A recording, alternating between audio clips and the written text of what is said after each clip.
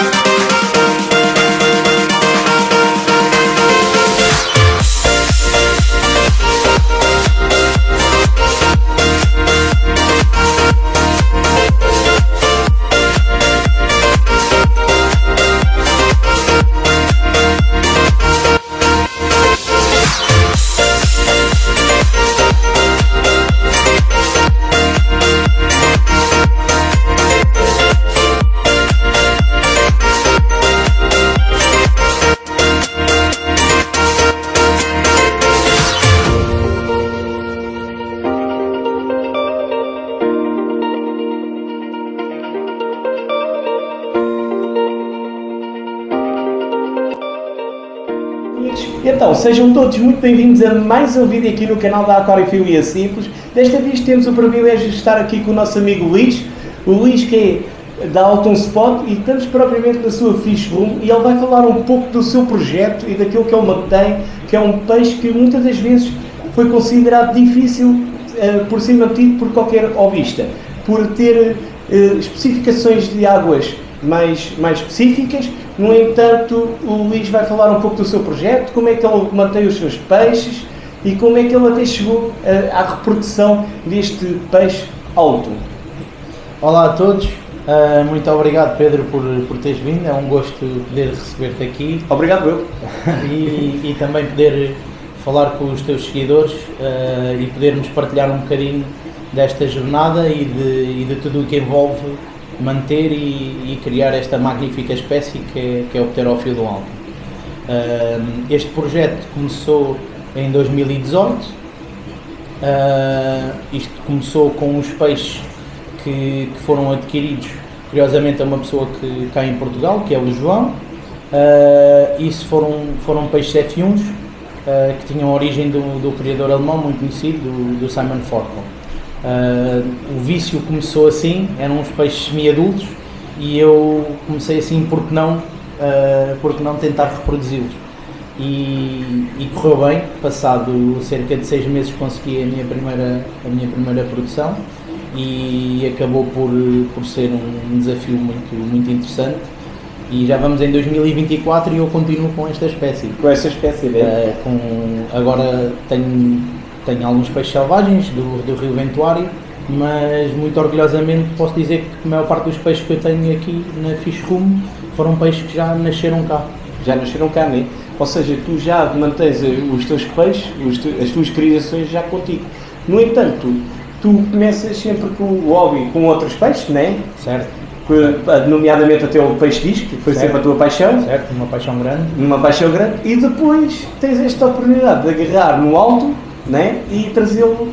E pensaste, isto sou eu que ia pensar, eu nem falei isto contigo, né?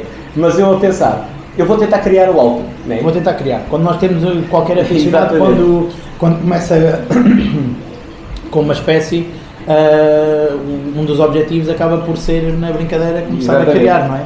Como é que podemos fazer, o que é que podemos fazer, que especificidades tem, se resulta, se não resulta, e é um bocadinho desse desafio que nos puxa para tentar algo novo. Para tentar algo novo. E depois é do tipo, eu já ando aqui há uns anos na aquariofilia, o Luís também, e nós já partilhámos histórias assim, né? Em off, obviamente, e às vezes até temos coisas em comum, em que o Luís, e nós sabemos que o peixe alto sempre foi um peixe até difícil de manter em aquário.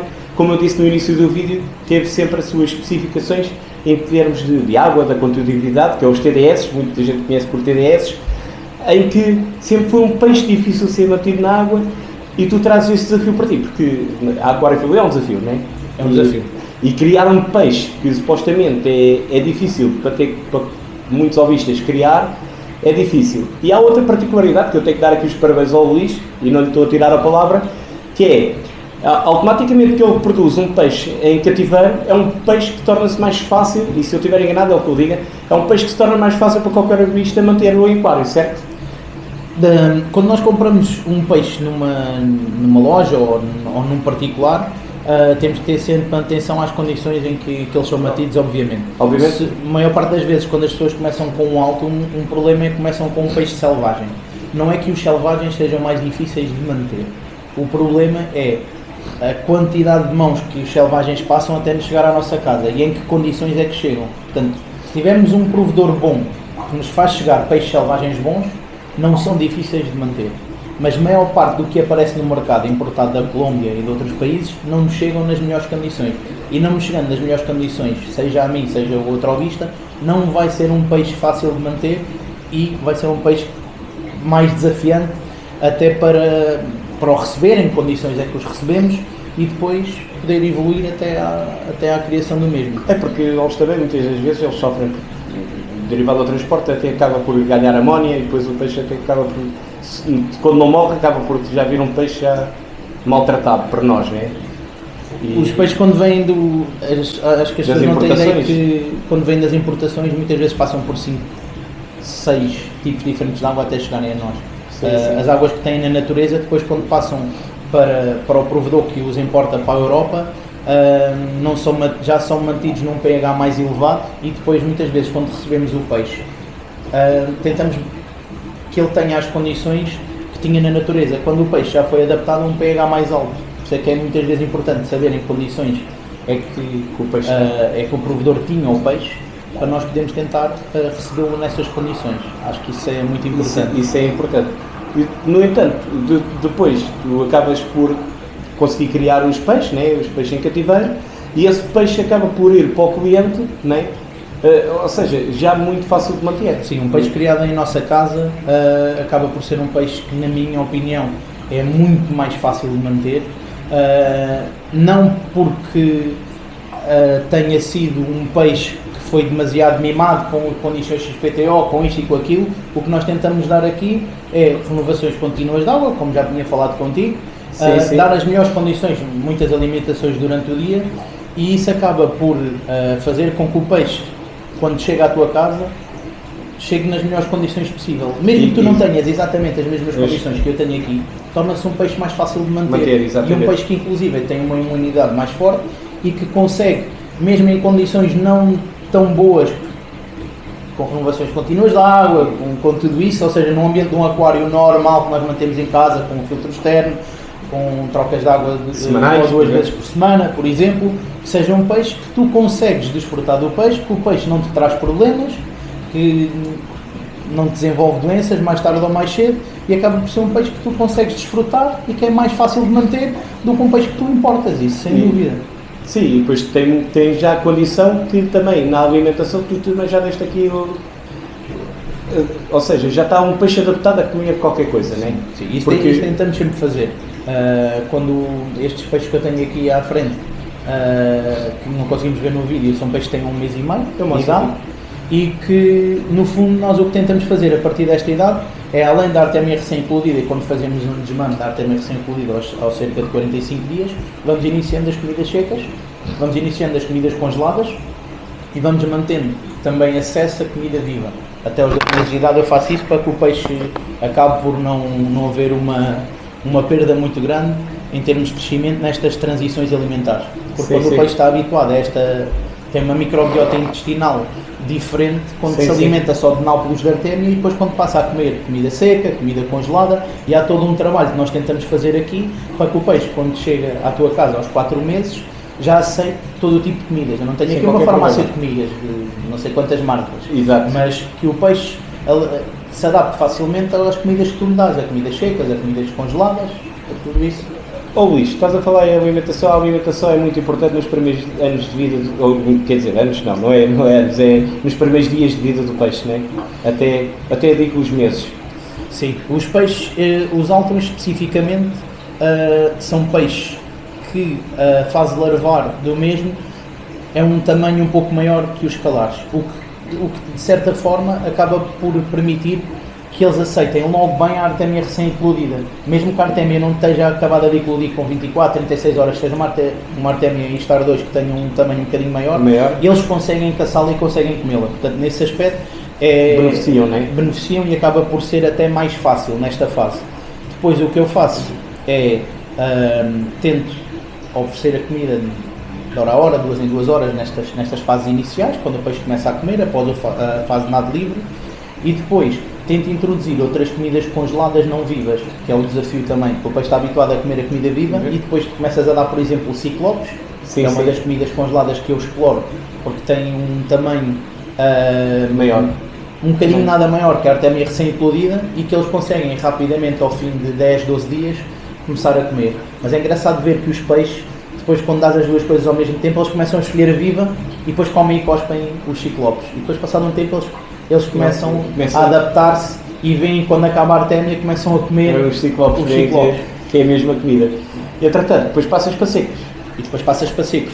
Esta fase, eu nos áltons, o que eu faço é, depois de dar os ciclopes, passado cerca de 7, 8 dias, portanto estamos a falar quando eles tiverem cerca de 3 semanas de idade, eles começam a comer a artémia congelada, que eu uso da Ocean Nutrition normalmente, e depois a partir daí começas a dar outro tipo de comidas congeladas, por exemplo a Mysis, que é um camarão um bocadinho maior que a artémia, que é rica em aminoácidos, que é rica em aminoácidos também, enquanto a artémia é rica em quitina e que acaba por ser, embora não tenha um conteúdo proteico muito grande nesta comida congelada, que não é um conteúdo proteico nada semelhante ao que a comida seca tem, acaba por ser por rica em quitina e acaba por ajudar a trabalhar o intestino. A Mysis também tem um conteúdo proteico muito semelhante à artémia, mas tem aminoácidos essenciais que a artémia não tem, portanto é tudo um bocadinho aqui, um bocadinho ali, um bocadinho acolá, que vai fazer com e esta alimentação variada, juntamente com os secos, acabam por lhes dar o que é necessário para eles poderem desenvolver. E krill dás aos peixes ou não? Krill também. Numa fase mais adiantada, porque são camarões um bocadinho maiores. Normalmente a krill pacífica já consegues dar a peixes a partir dos 2 meses de idade. Aí sim já é rico em proteína. O krill, embora congelado, não tenha um conteúdo proteico muito grande. O krill é rico em PFOAs, que são ácidos gordos insaturados, que têm um papel muito importante no crescimento do peixe, porque a comida não é só proteína. Exatamente, até porque, agora estás a falar nisso, há muita gente que pensa que as comidas, por exemplo, processadas, as melhores são as que têm mais proteína. Isso não é verdade, há muito esta indicação, este induzido em erro, que as comidas com um teor de proteína mais elevado, essas é que são boas para os nossos peixes, e não é. É uma comida que seja equilibrada, muito mais equilibrada, e não tem que ter um teor de proteína bastante elevado. No entanto, eu até trouxe aqui umas ofertas para o Luís, que Ele mantém discos selvagens, que ele vai experimentar a Icari, que é o Disc Gold, e também a Vibrabytes. Já experimentaste, Luís? A Vibrabyte já experimentei. E esta comida É aqui top. é uma comida que eles normalmente, como tem esta semelhança a umas pequenas larvas vermelhas, Faz lembrar os Boldworms, aliás. que normalmente os Altons aceitam muito bem este tipo de comida. Não é uma comida que se afunde logo muito, não fica ali um bocadinho, e quando Sim, está sim, ali, exatamente. quando está ali com esta forma assim, eles acabam por atacar bem este tipo de comida. Porquê? No entanto, também nessa fase que tu estás a falar acerca da alimentação, isto também existe muito trabalho com trocas de água, diariamente e mais que uma vez por dia, não é? Certo. Em termos de comidas, queria só acrescentar o seguinte, que quando falaste em termos das proteínas, Sim.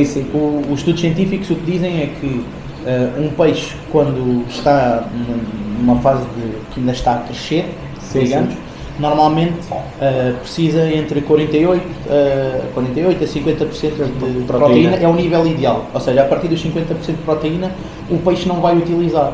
E as marcas de comidas o que é que fazem? Muitas vezes há aquelas guerras de qual é que tem mais proteína, ok? E as pessoas, se esta tem mais proteína, o peixe vai crescer mais. Exato. O que acontece é que o peixe não vai utilizar essa proteína e o subproduto de proteína não utilizada é a amónia, ou seja, nós quando estamos a dar uma ração específica para crescimento que tem 56, 57% de proteína, não só o peixe não vai estar a utilizar essa proteína, como nós vamos estar a poluir mais a água para os nossos peixes. Portanto, isto é só apenas uma guerra de marketing, quem é que tem mais proteína? Quem tem mais proteína e às vezes até nem beneficiam tanto disso. Não, atualmente a maior parte das comidas no mercado tem esta gama de proteínas que eu te falei e que são adequadas a um crescimento normal dos peixes, pois é uma questão de preferência de cada um, que tem mais isto, que tem mais aquilo, mas atualmente no mercado existem comidas muito boas e a maior parte delas tem o que os nossos peixes precisam. Exatamente. E a outra questão é que com isso tudo, também da poluição da água, né, que as comidas que tu dás e a carga orgânica que os peixes têm, também para o desenvolvimento bem do peixe, certo. Tu também mais que uma vez trocas as águas do teu aquário.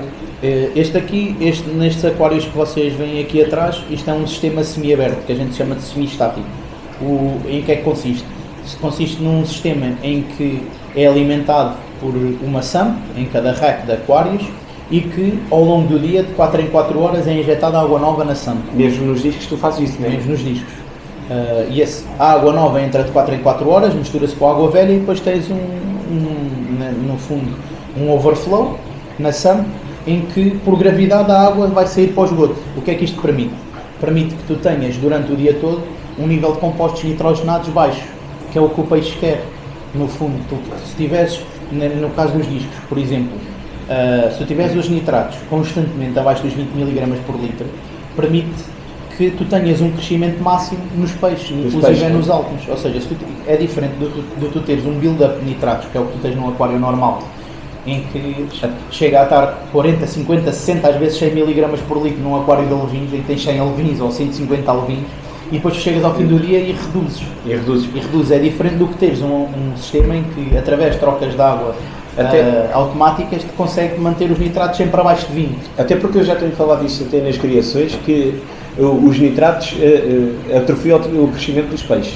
Em alguns vídeos eu já relatei isso, em que essa é uma grande questão quando nós temos os peixes a crescer, ao contrário daquilo que se pensa que dar a comer uma vez por dia não é o suficiente, e também é controlar os nitratos, porque os nitratos acabam sim, como o Luís está aqui a dizer, acabam por atrofiar o crescimento do peixe e o peixe não desenvolve nas suas condições perfeitas, né? E depois também tens o problema das artémia, também tens o problema da salinidade, né?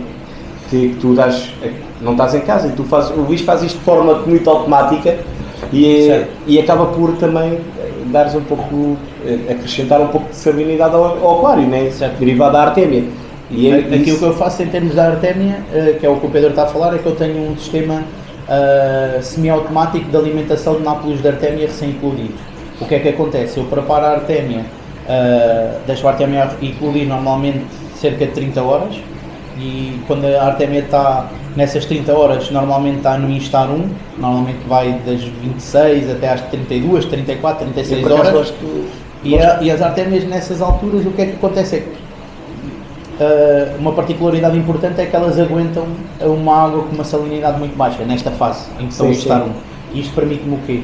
Eu vou separar as artémias vivas dos ovos e depois vou colocá-las num depósito de água em que tenho uma bomba de micro-irrigação Wi-Fi, em que me vai puxar essas artémias que já estão separadas dos ovos, portanto é tudo comida, e de hora a hora vai-me dar, no fundo, comida, estes peixes pequenos. Sim, vai acrescentar alguma salinidade na água, mas como eu tenho um sistema semi-aberto, diferente de um típico aquário normal, acaba por não ser um aumento de salinidade significativo. Mais importante que isso é tu, por exemplo, eu quando separo as artémias dos ovos, meto água limpa, água salgada limpa. Porquê? Porque quando tu vais aproveitar a água, se eu utilizasse a mesma água, ia ter uma quantidade de amónia. Mas exatamente, exato. Enorme. E depois isso entra para dentro do aquário e é gravíssimo. Isso é para dentro do aquário, exatamente.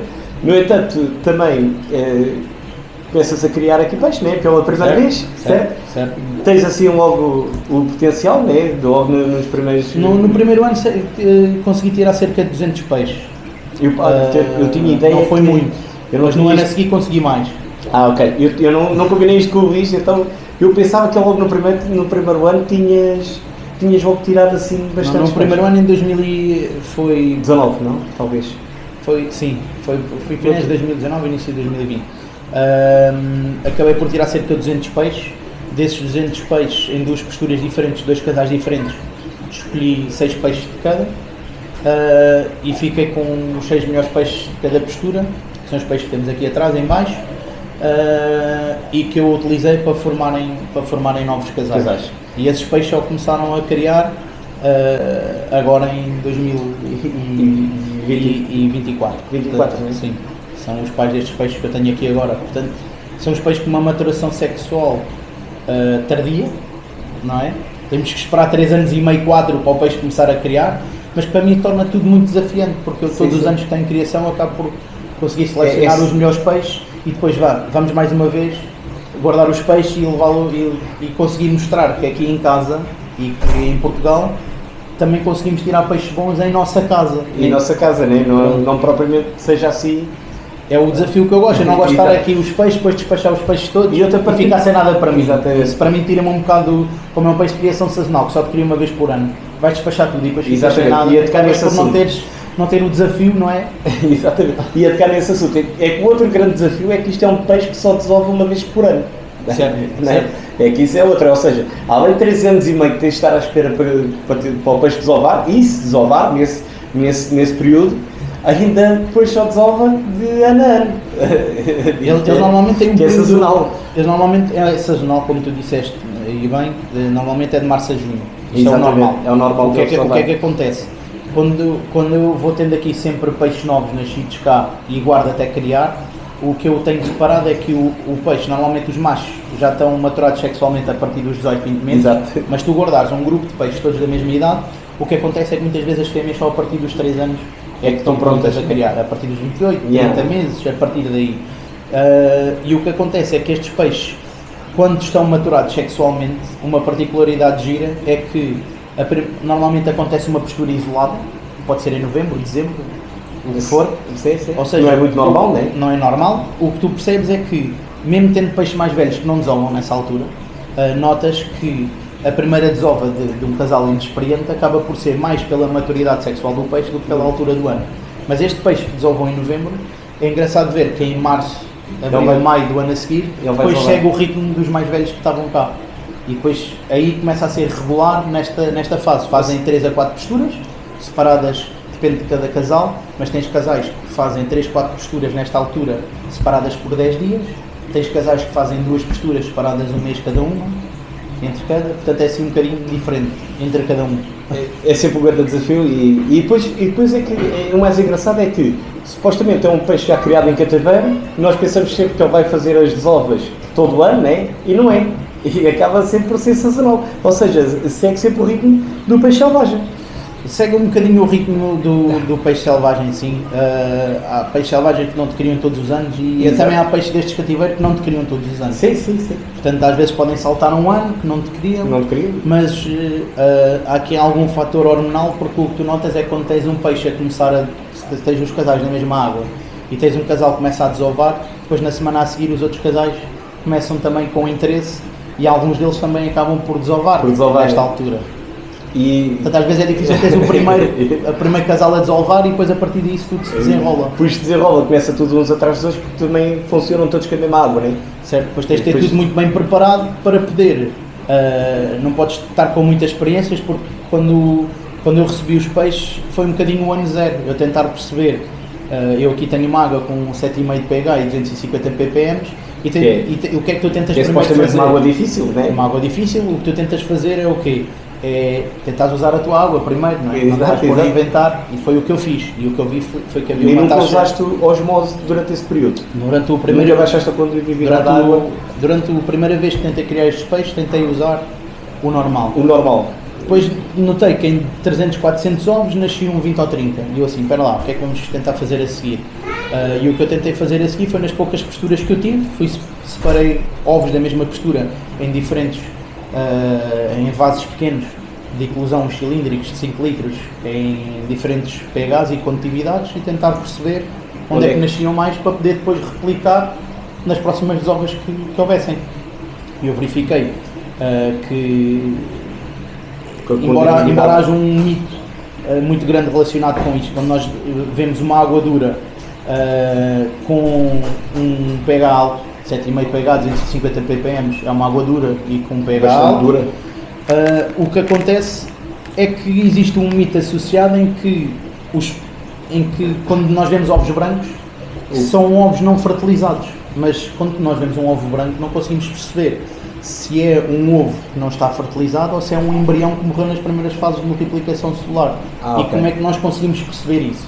Se deixarmos o peixe fertilizar, que foi o que eu fiz, na água dura, e depois pegarmos nos ovos e metermos numa água mole e com ppms baixos e ele nascer, o que é que isso quer dizer? Quer dizer que a fertilização ocorreu na água dura e que os ovos brancos que nós víamos antes foram embriões que morreram.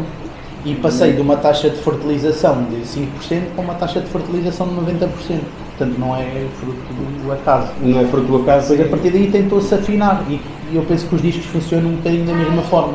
Só que os discos precisam de cuidados parentais e nós temos que ter os pais na mesma água que os bebés. Os bebés, não é? E aqui com os altos, como não necessitam de cuidados parentais, nós conseguimos um pouco fazer esta ginástica e fazer estas experiências porque não precisam de cuidados parentais. Torna-se mais trabalhoso, não é? Mas também és o pai deles. Exato. Não podemos falhar. Exatamente. Luís, em Portugal és a primeira pessoa a criar autos? Penso que sim. Não é? Pelo menos que se tenha conhecimento, certo? Penso que sim. E o que é ser um criador de autos no mundo, onde poucos criaram até hoje? Eu acho que é uma responsabilidade grande, sobretudo em termos de termos a certeza que o que sai daqui tenha que ser bom, que é uma preocupação muito grande que eu tenho, e da seleção que eu tento fazer nos meus peixes e da forma que tratamos as pessoas que recebem estes peixes também. Exatamente. Portanto, tens que ser uma pessoa séria, como em tudo, se não for sério não podes esquecer. Isso é a qualidade base de qualquer criador, é seres uma pessoa séria. E negócio também, na verdade. Exato, e tens que ser uma pessoa séria, tens que ser uma pessoa dedicada, tens que ser uma pessoa com tempo, e as pessoas sabem que quando levam um peixe daqui também acabam por levar quase uma assessoria de como manter o peixe, porque uma pessoa fica disponível, se chegares a um criador alemão ou um chinês e fores falar com ele, passou-se-me isto e não sei o quê, muitas vezes até acontecem peixes que não trouxeram daqui. E uma pessoa se mostrar disponível a ajudar, claro que nós temos que ter tempo para a nossa família e o resto de tudo, mas se uma pessoa veio cá e teve o trabalho de escolher um peixe cá, eu tenho todo o interesse que as coisas corram bem. E acabamos por dar esta assessoria. Acabamos por ter uma amizade também com a pessoa. Uma amizade, muitas vezes acontece isso, em que as pessoas vêm cá buscar e começa com isto, porque vem cá buscar 6 ou 7 peixes e depois damos por nós, passados 2 ou 3 anos. Amigos, não é? E somos amigos e isso depois às vezes torna-se difícil. Mas tentamos é que o peixe tenha qualidade e falar um bocadinho sobre o que é um alto com até qualidade. Porque quando começou a aparecer os altos, eu vou tocar aqui no assunto sensível, em que muita gente até pode dizer que é um peixe caro, mas ele por si já é um peixe caro, não é? Ponto número 1, não é? É um peixe caro em qualquer parte do mundo. Em qualquer parte do mundo, é um peixe caro. E não é por ser criado em Portugal que tem que ser um peixe barato. E às vezes já cria-se um bocado disso. Eu senti isso na pele quando criava peixe. Então eu não fiz esta pergunta ao Luís antes, de fazer o vídeo e eu às vezes sinto isso, né? Quando eu criava peixe havia pessoas que diziam assim, pá, Pedro, tu vês o peixe caro. Não, mas o peixe tem qualidade e o preço do peixe é esse, né? E muitas das vezes, às vezes as pessoas pensam que por ser um peixe criado em Portugal tem que ser barato, mas não tem a ver com ser barato. E no início do vídeo, quando o Luís fala nas trocas de água, na comida e tudo mais, na maneira como ele cria, em tudo aquilo que no tempo que ele investe para que até de ter os peixes bons, porque ele só tem peixes bons, porque não tem peixes carecas como se vende aí na internet e tudo mais, ou peixes com deformações e defeitos.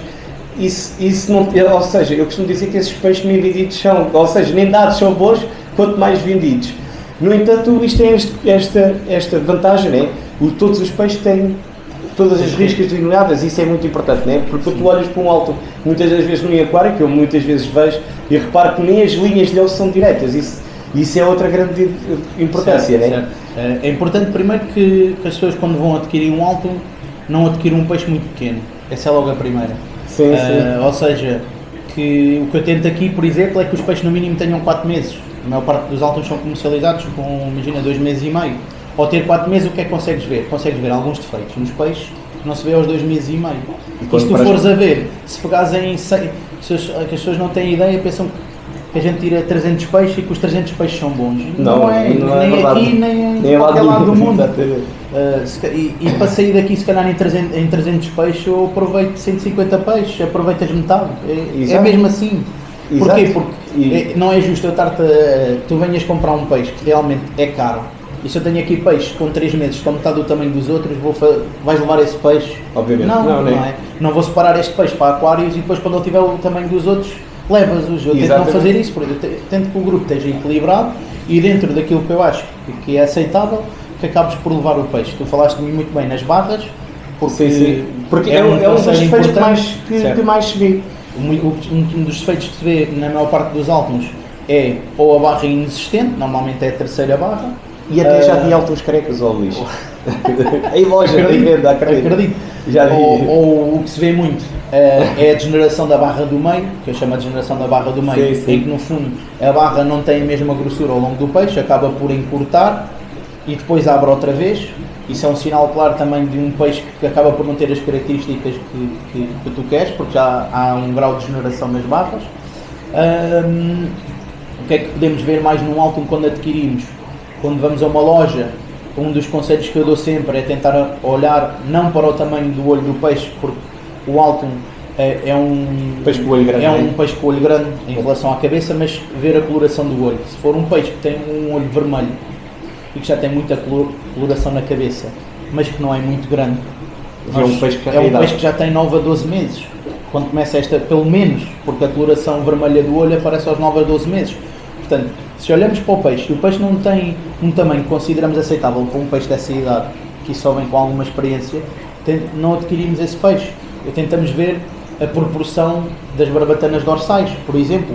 Nesta fase, que os peixes têm 1 mês e meio, 2, há uma desproporção muito grande entre a barbatana dorsal e o resto do corpo. Parecem quase uns carrinhos de choque, como eu costumo dizer. E essa desproporção, se tu vês um peixe destes e que já é muito proporcional nesse aspecto, a tendência é que mais tarde o corpo do peixe cresça e a barbatana dorsal não acompanhe e o peixe acaba por ficar desproporcional, entende? Com a barbatana dorsal mais curta e fica assim meio esquisito. Outra coisa importante que nós temos que ver, a barra, as barras estejam o mais alinhadas possível, sobretudo a terceira barra. A terceira barra é junto à cauda. Junto à cauda, sim, que esteja o mais alinhado possível com a barbatana dorsal. E depois no fundo é ver o estado geral do peixe. Que o peixe esteja saudável, que o peixe coma. As ventrais, As ventrais também estejam perfeitas, sim, porque a ventral quando quebra muito junto à base, depois é difícil que o peixe recupere, volte a ter todo o seu esplendor. Depois há estes pequenos artifícios que nós vamos ganhando com a experiência quando adquirimos um peixe. Tentar começar por peixe de cativeiro e depois evoluir para os peixes selvagens, como em tudo. Ganhar experiência, né? Ganhar experiência e depois a partir daí tudo vai correr. Tudo vai correr, é isso. Bom, Espero que tenham gostado do vídeo. Acho que não temos mais para acrescentar aqui ao vídeo, porque o Luís já falou um pouco de tudo mais. No entanto, nós pedimos com a amizade e até ao próximo vídeo. E já sabes, subscreve o canal e tchau. Tchau, até à próxima. É isso, está feito. Tá certo.